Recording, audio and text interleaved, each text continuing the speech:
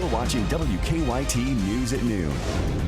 Welcome back to WKYT News at 12:30. I'm Michelle Chamberlain. And I'm Rebecca Smith. Bill and Barbara have the day off. Leading our news this afternoon, a shooting in Lexington on this New Year's Day.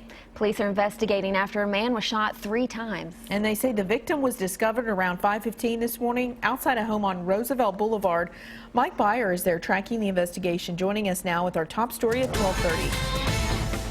Early this morning, a Lexington man was gunned down on the city's north side, and now police are trying to find the person who pulled the trigger. Just before 5:30 this morning, Lexington police responded to a call of a person being shot in the 400 block of Roosevelt Boulevard. Police tell us this is where they found a 28-year-old black man lying on the ground behind this blue pickup truck. Police say the man was shot 2 to 3 times, including once in the head and once in the chest. We're told by police that the victim was alive when they arrived, but that he was unresponsive. The man was then rushed to UK Hospital in critical condition where he underwent surgery. Police tell us they do not know his current condition. Meanwhile, Howard Underwood lives in the home that the man was shot in front of. Underwood says he doesn't know the person who was shot and that he wasn't home when it happened. It's terrible. It's bad. The only reason I moved down here because my sister and my mom live around the corner. Now, police say they do not have any witnesses at this time. They're going door to door here in the 400 block of Roosevelt Boulevard to try and gather any additional information that will help them solve this case. In Lexington, Mike Byer, WKYT. Police are asking anyone who might have information about the shooting to come forward and share that information with investigators. Authorities in Wayne County are convinced a man accused of stealing 32,000 rounds of ammunition had help. The Wayne County Sheriff's Office says Glenn Dixon stole the ammunition from the Lake Cumberland 4-H Educational Center. They're convinced Dixon's son Josh was involved in the theft, which will cost the organization thousands. Police tell WKYT that one box Dixon is accused of stealing contained 5,000 rounds of .22 caliber bullets. Dixon told us there is no evidence pointing to him as the alleged thief. Police say the ammo was used by kids at the camp as part of a gun safety training course. Deadly floodwaters are still rising in the Midwest, with rivers in Missouri swelling to levels higher than they've ever been. Major highways have been shut down and hundreds of families ordered to evacuate. Major flooding is still swamping sections of the Midwest and is now blamed in the deaths of nearly 24 people. Communities near St. Louis are trying to regroup after record high water damaged homes and businesses. Until this goes down and they can come and check our homes and make sure they're safe, we can't live in them. So we're going to be out of a place to stay probably for a couple weeks at least. In southern Missouri and Arkansas, the rivers are expected to crest later today. While much of the focus has been on Missouri the last few days, people in western Kentucky are bracing for flooding as well. The Ohio River expected to crest more than 18 feet above flood stage in Paducah next week. While the city has flood walls, people in surrounding areas are trying to protect their homes against the rising water. Some roads and bridges in western Kentucky have been closed over the last few days because of all the rising water. Despite security concerns, one of the world's biggest New Year's Eve parties went off without a hitch in New York City overnight. Li Zhang has that story from Times Square.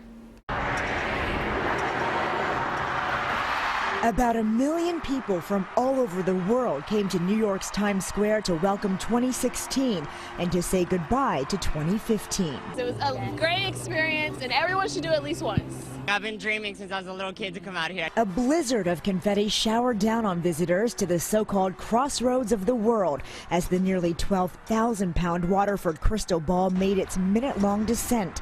Many greeted the new year with kisses, while some shed tears. You may now kiss the bride. Others got married while the mayor and his wife kicked up their heels. Revelers enjoyed unseasonably warm weather and encountered tight security. More than 6,000 heavily armed, uniformed, and undercover New York City police officers searched and guarded the crowd. With memories of recent terror attacks in San Bernardino and Paris fresh on their minds, many admitted they were nervous. We were skeptical about coming out. It was great. I'm glad we took the chance. Once the ball dropped, the crowd wasted no time leaving Times Square, and an army of sanitation workers moved in to clean up. Crews removed tons of confetti and debris left behind by partygoers. Planning for New Year's Eve 2016 begins today. Li Zhang, CBS News, New York.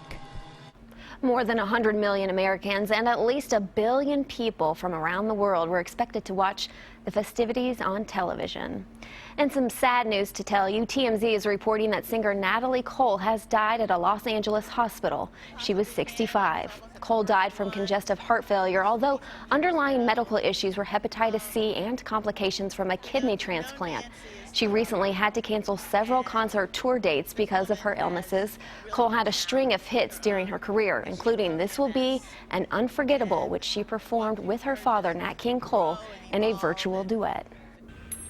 Well, half a day after a huge fire raged through a luxury hotel in Dubai, smoke still seen wafting in the ruined structure. This is the daytime scene from the 63-floor Address Hotel. Authorities say at least 16 people were injured. A source told CNN that the fire broke out at a residence on the building's 20th floor when curtains caught fire. Flames started spreading around 9:30 local time on New Year's Eve. Witnesses shooted video capturing large explosions as the tower burned. Just a few blocks away, one of the world's largest fireworks displays went ahead as scheduled and as planned while that fire was burning. And if you're not going to be at tomorrow night's game at Rupp Arena, you can still see The Voice winner Jordan Smith sing the national anthem.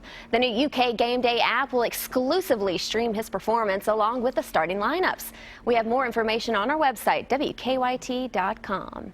And a reminder, coming up at 5:30, we are airing a special report, WKYT Investigates, as we take you back through some of our top stories of 2015.